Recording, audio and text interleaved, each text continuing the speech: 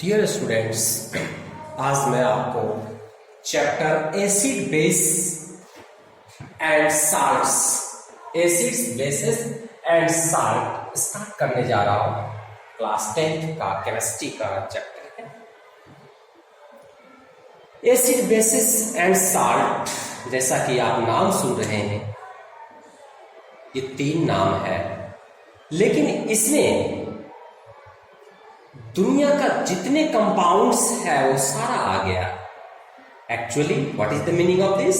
Means on the basis of chemical properties all compounds of the universe is divided into 3 groups, 3 parts, acids, base and salt. किसके आधार पर इनको divide किया गया? Chemical properties के आधार पर इनको डिवाइड किया गया। तो we will study the properties, nature, indicators, testing of acid, bases and salt one by one। अब आप ये देखेंगे, ठीक है, हमें आपको जानना जरूरी है एसिड्स क्या होता है। Acids are sour in taste. Acids gives the burning sensation. Even some strong acids burn your hands, claws, wood. Acids actually divided into 2 parts. Acid is divided in 2 groups: natural acids and mineral acids. Acids 2 तरह के होते हैं। Natural acid means organic acid, जो generally हमें nature में मिलता है, man made नहीं है वो। Either it is extracted from animals और plants. Generally it is seen that natural acids generally weak acid होता है। तो acid actually divided in 2 parts: natural acids which is also known as organic acids. It is generally weak. Strong होगा तो बहुत serious हो जाएगा। खैर, mineral acids. Mineral acid means we make acids from the minerals of the earth. अर्थ के mineral से जो हम एसिड बनाते हैं, that is mineral acid. और generally strong acid. Mineral acid is generally strong acid except carbonic acid. Carbonic acid एक ऐसा acid है जो मिनरल एसिड तो है बट वीक एसिड। अब हम आपको कुछ एग्जांपल्स देते हैं ऑर्गेनिक एसिड्स का, वीक एसिड्स का। Organic acids, for example acetic acids. Acetic acid is the name of weak acids. On other hand, we can say that organic acids. It is found in vinegar. कहां पाया जाता है? वाइनेगर, जिसको कि आप सिरका भी बोलते हैं। वाइनेगर में जो एसिड्स होता है जिसके वजह से इसकी सोर टेस्ट होता है, और उसका नाम क्या है? Acetic acids. It means what happens? This is weak acid, that's why we can eat. A strong acid यदि हम लोग खा लें, पी लें, impossible to alive, वो पूरी खाल हमारी गिरा देगी, पेट के भी। पर ये weak acid है, that's why we eat for taste, interest के लिए, मजा लेने के लिए हम इसको खाते हैं, because its taste is sour. Second example we provide here citric acid. Citric acid found in citrus fruits. Very easy to learn. C for citric, C for citrus fruits. Citrus fruits जितने भी हैं उसमें citric acid लगभग है, mostly। कुछ ऐसे भी है citric है but does not citric acid। मैं उसका एक एग्जांपल दिया भी हूं। तो citric acid generally found in citrus fruits, for example lemon, orange,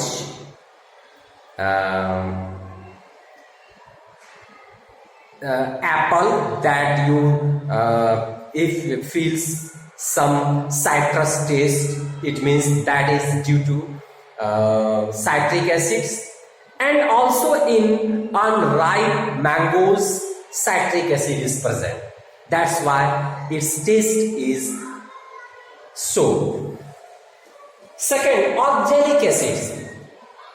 Observe here tomato also gives taste sour due to presence of oxalic acid.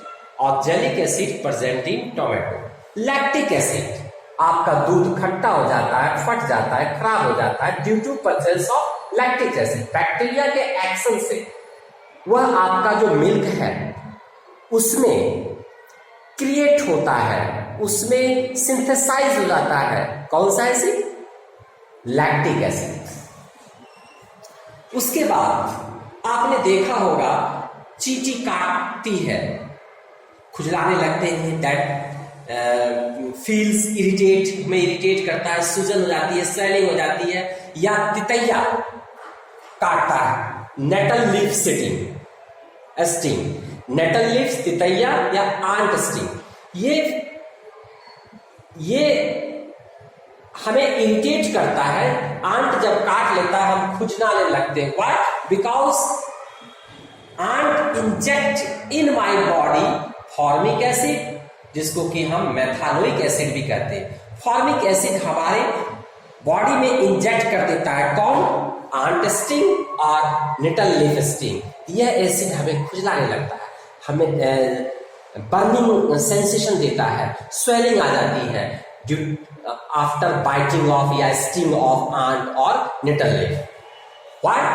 Due to the injection of formic acid, methanoic acid. यानी ant काटता है, हमें खुजलाता है, swelling होती है। क्यों? क्योंकि वह आंट हमारे बॉडी में फॉर्मिक एसिड दे देता है। अब ये एसिड आपको काट लिया किसी चींटी ने, तो आप देखिए एसिड है, आप कोई बेस उसमें गिरा देंगे, श्योर आपको कुछ रिलीफ मिल जाएगा। क्यों? क्योंकि एसिड और बेस रिएक्शन करके वह न्यूट्रलाइज हो जाता है। ओके, एक मिनट होल्ड।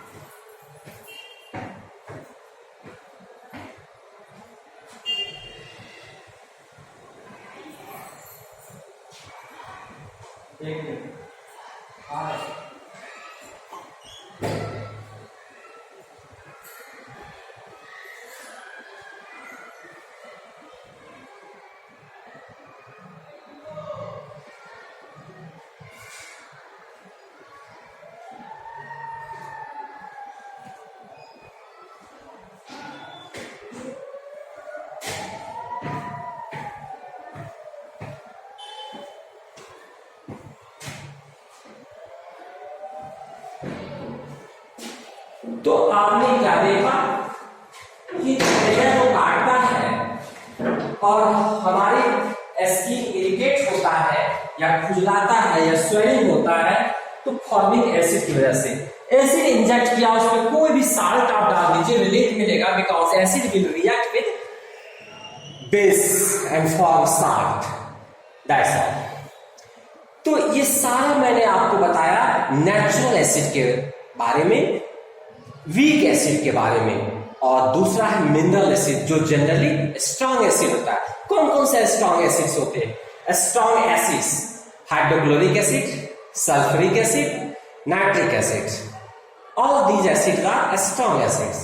और इस एसिड का यदि आपके ऊपर एक बूंद भी पड़ जाता है, it can harms more to your body, बहुत ज्यादा पहुंचा सकता है। It can burn your body, it can burn your clothes, woods, it is. अब है कि यस, वीक एसिड के बारे में बताया आपको, स्ट्रॉन्ग एसिड के बारे में बताया। हम कैसे पहचानेंगे कि वो एसिड्स है या बेस है या साल्ट है?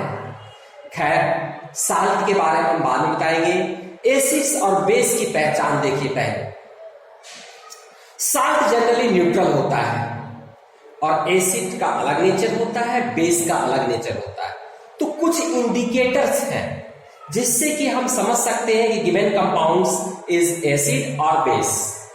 इंडिकेटर्स का नाम यहां लिखा है। इंडिकेटर्स भी दो तरह के हैं, natural indicators and olfactory indicator. Natural indicator कौन कौन से हैं? आपका लिटमस पेपर, जिसका कि ओरिजिनल कलर होता है पर्पल। लिटमस पेपर जिसका ओरिजिनल कलर होता है पर्पल, जो कि एक नेचुरल है because it is made from extracted from lichen plants.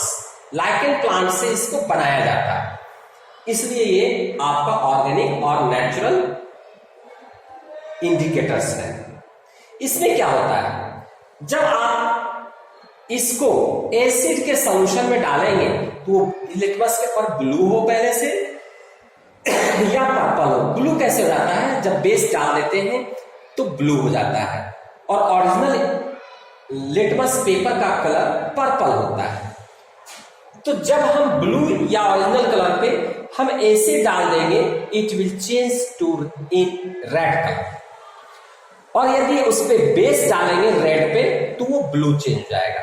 यानी ब्लू पे यदि आप एसिड डालेंगे तो रेड में चेंज हो जाएगा, बेस डालेंगे रेड पे तो ब्लू में चेंज हो जाएगा। समझ गए?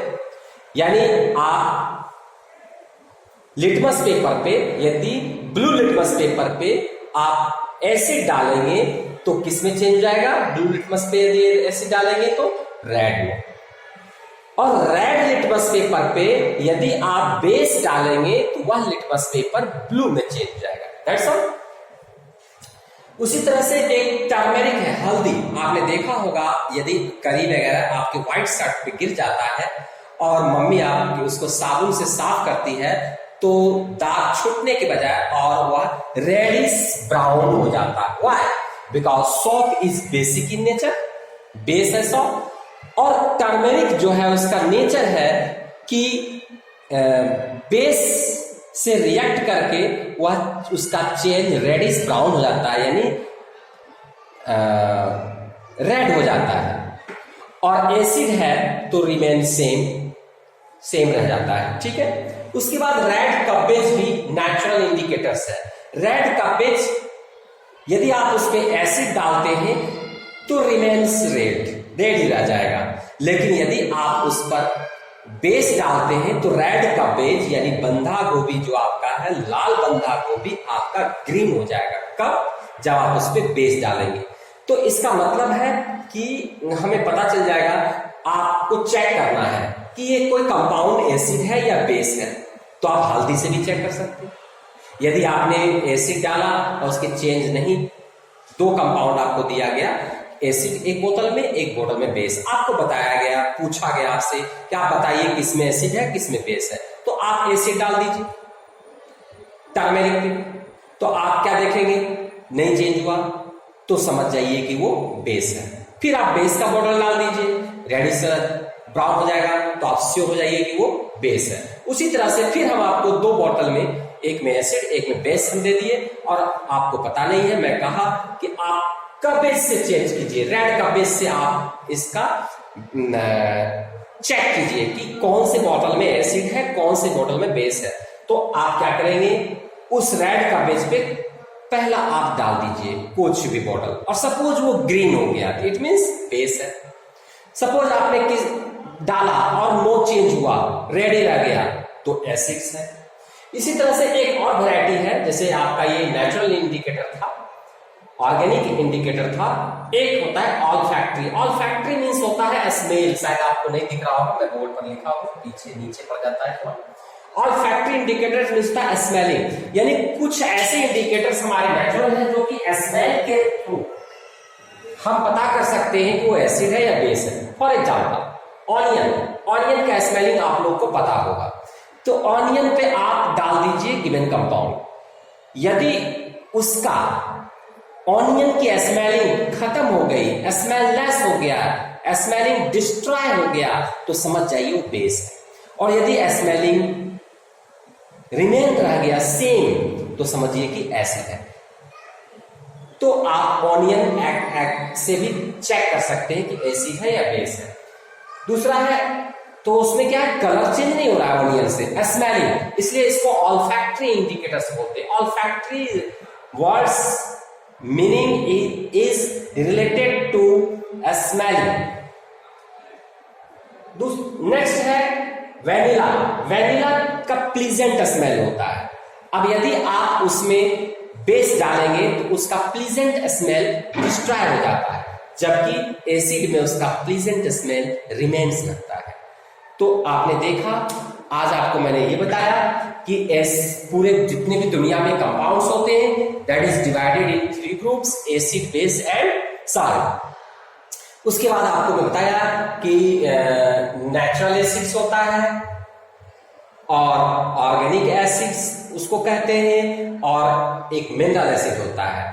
आपने ये देखा, मिनरल एसिड जनरली स्ट्रांग होता है, नेचुरल एसिड जनरली वीक होता है। और फिर आपने देखा कि एग्जाम्पल कि वीक एसिड्स का नाम क्या है, किस किस चीज में वीक एसिड पाया जाता है, तितैया के काटने से हमारे खुजली स्वेलिंग क्यों होती है, स्ट्रॉन्ग एसिड्स का क्या नाम है, और कोई कंपाउंड एसिड है या बेस है हम कैसे चेक करेंगे, कितने तरह के इंडिकेटर हैं। तो आपने देखा कि 2 तरह के इंडिकेटर अभी आपको मैं बताया, एक यूनिवर्सल भी है, मैं आपको 2 ही बताया अभी आपको। तो एक इंडिकेटर आपको नेचुरल इंडिकेटर बताया, एक ऑल्फैक्टरी इंडिकेटर बताया, और कई एक्सपेरिमेंट आपको बताया जिससे कि आप पता कर सकते हैं कौन सा कंपाउंड एसिड है, कौन सा बेस है। आज इतना ही, धन्यवाद।